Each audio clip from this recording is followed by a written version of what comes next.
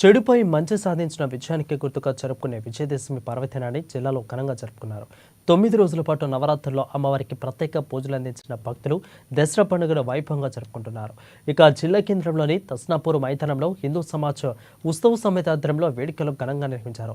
కార్యక్రమానికి హాజరైన అశేష జనవాహిని నడుమ అతిథులు ప్రసంగాలు చేశారు.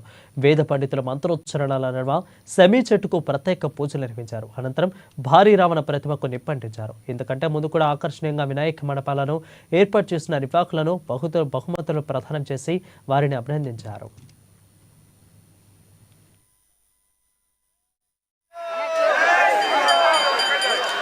శ్రీ కైలేష్ గారు వేదికపై రావాల్సింది కోరుతున్నాం.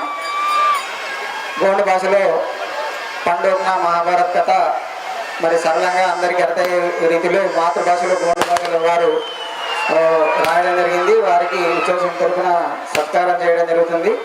వారు వెంకయ్యనాయుడు మాజీ ఉపరాష్ట్రపతి వెంకయ్యనాయుడు చేతుల మీద కూడా ప్రశంసలు అందుకున్నారు. దయచేసి వారిని